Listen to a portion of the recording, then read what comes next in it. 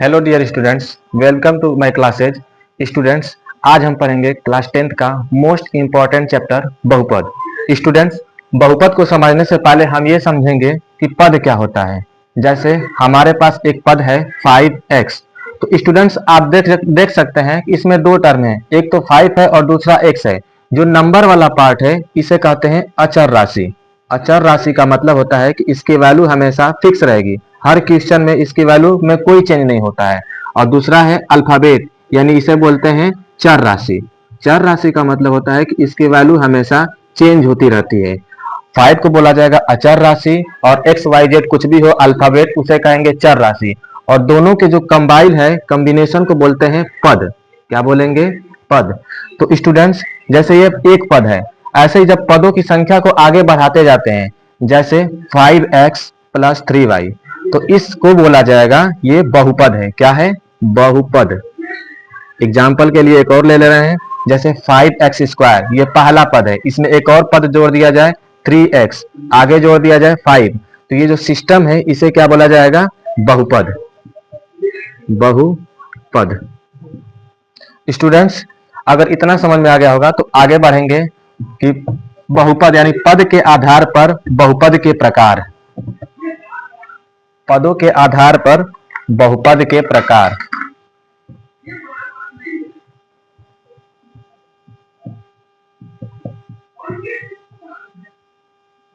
पदों के आधार पर बहुपद के प्रकार।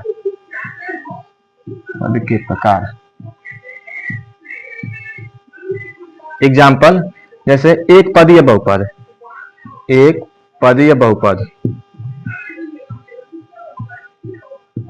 इसे इंग्लिश में बोलते हैं मोनोमियल।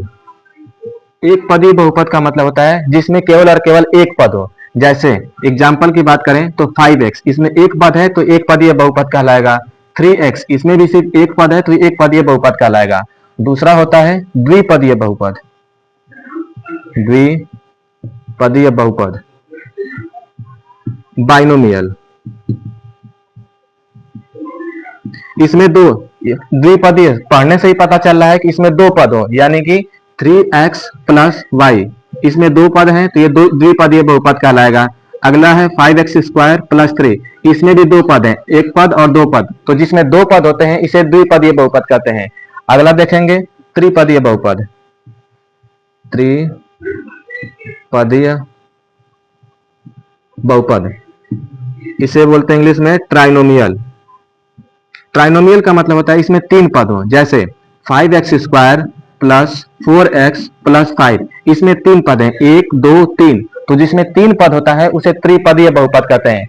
नेक्स्ट एग्जांपल की बात करें, जैसे y cube plus y square plus 3y, इसमें भी तीन पद हैं तो ये कहलाएंगे त्रिपदीय बहुपद।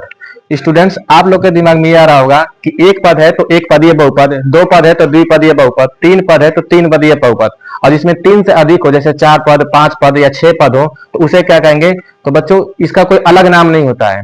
जब तीन पद से ज्यादा होते हैं तो उसको कहते हैं बहुपद। तीन पद से जब ज्यादा होंगे तो उसे क्या कहा जाएगा? बहुपद।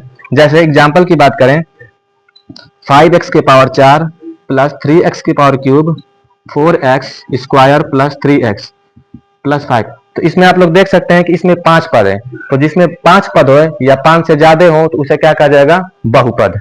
ठीक है, तो स्टूडेंट्स अब आगे बढ़ेंगे। अगर पदों के आधार पर बहुपद आप लोगों को समझ में आ गया होगा तो नेक्स्ट हेडिंग डालेंगे कि बहुपद की घात। बहुपद की घात। बहुपद की घात, डिग्री ऑफ पॉलिनोमियल।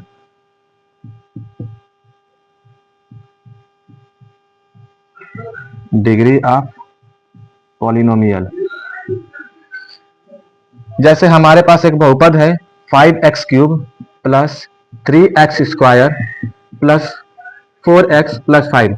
अगर इसमें पूछ दिया जाए कि इस बहुपद की घात क्या है, तो इस बहुपद में सबसे बड़ी घात होगी उसे ही बहुपद की घात बोला जाएगा। जैसे x के पावर 3, x के पावर 2 और यहाँ पर कुछ नहीं है तो x के पावर 1 है, तो इस पूरे x के पावर में सबसे बड़ी घात 3 है तो इसकी घात कहलाएगी 3। क्या कहलाएगी? घात बराबर 3। वैसे दूसरी बात करें कि y के पावर 5 प्लस y के पावर 6 प्लस 3y के पावर 4 एंड वाई स्क्वायर। अगर इसकी बात किया, घात की बात किया जाएगा, तो इस पूरे बहुपद में जो y की सबसे बड़ी घात होगी वही बहुपद की घात कहलाएगी। जैसे 5 6 4 2, इसमें सबसे बड़ी घात 6 है, तो इस बहुपद की घात क्या कहलाएगी? 6। इतना समझ में आया? तो बच्चों आगे चलेंगे बहुपद की घात के बाद पढ़ेंगे कि घात के आधार पर बहुपद के कितने प्रकार होते हैं। घात के आधार पर बहुपद के कितने प्रकार होते हैं।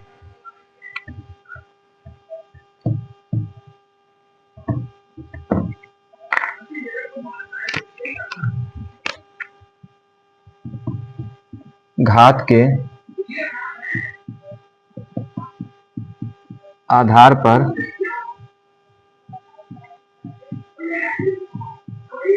बहुपद के प्रकार।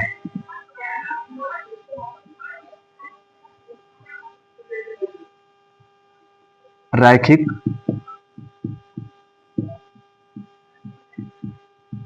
द्विघाती बहुपद,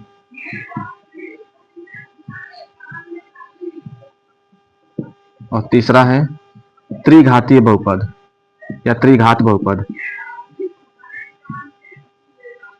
इंग्लिश में बोला जाएगा लीनियर। देखिए जैसे हमारे पास एक बहुपद है 2x प्लस 4, 2x प्लस 4, तो इस बहुपद में बहुपद की घात क्या है? सबसे बड़ी घात 1 है। तो जिस बहुपद में सबसे बड़ी घात 1 हो तो उसे कहेंगे रैखिक। जैसे एग्जांपल की बात कर लें तो 2x प्लस 5, 2x प्लस 5 में x की सबसे बड़ी घात 1 है, तो उसे कहेंगे रैखिक।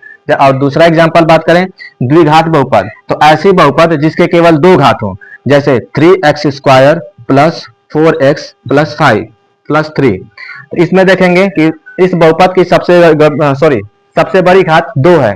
तो जब सबसे बड़ी घात 2 हो तो उसे कहा जाएगा द्विघातीय बहुपद। एग्जांपल की बात करें तो 3x square plus 4x plus 3, जिसमें दो सबसे बड़ी घात 2 होगी, द्विघातीय बहुपद। जिसमें सबसे बड़ी पावर 1 होगी तो उसे रैखिक बोलेंगे। और त्रिघात बहुपद का मतलब होता है जिसकी सबसे बड़ी घात 3 हो। एग्जांपल की बात करें तो 3x cube plus x square plus 5, इस बहुपद में सबसे बड़ी घात 3 है, तो इसे बोला जाएगा त्रिघातीय बहुपद। क्या बोलेंगे? त्रिघातीय बहुपद। और जिसकी सबसे बड़ी घात 2 हो तो द्विघातीय बहुपद, और जिसकी सबसे बड़ी घात 1 हो उसे कहेंगे रैखिक। स्टूडेंट्स आगे चलेंगे।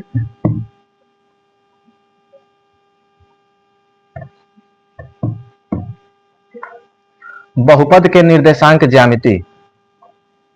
बहुपद के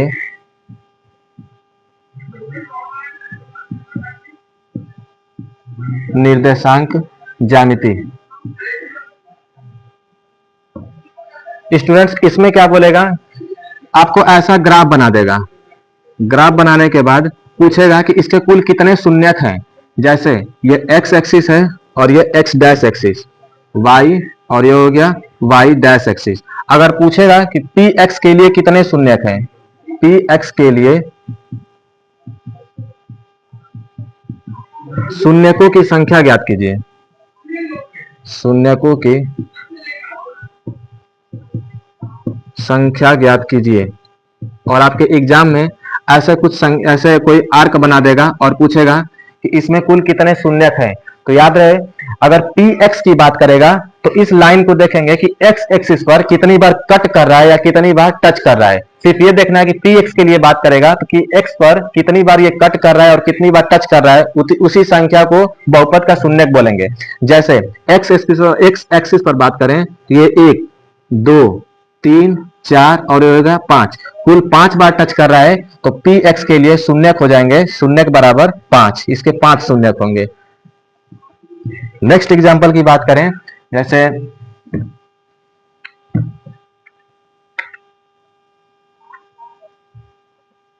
ये दूसरा है x डैश y और ये हो गया y डैश। अगर इसमें आप लोगों को पूछा जाए कि कुल कितने शून्यक हैं, तो शून्यकों की संख्या px के लिए पूछेगा तो x एक्सिस पर देखेंगे। अगर y के लिए पूछेगा तो y एक्सिस पर देखेंगे। और x है तो यहाँ पर देखेंगे एक बार टच कर रहा है और दूसरी बार कट कर रहा है और तीसरी बार भी कट रहा है, तो 3 बार टच कर रहा है, तो इसे लिखा जाएगा कि बहुपद के शून्यक कहलाएंगे 3 शून्यक हैं। याद रहे दोस्तों, अगर पी वाई के लिए पूछेगा तो वाई पर चेक करेंगे कि कुल कितनी बार कट कर रहा है या टच कर रहा है। एक्स के लिए पूछेगा तो ये देखेंगे कि एक्स पर कुल कितनी बार टच कर रहा है।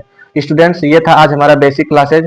नेक्स्ट वाइज चैप्टर आप लोगों के क्लास में आते रहेंगे। धन्यवाद।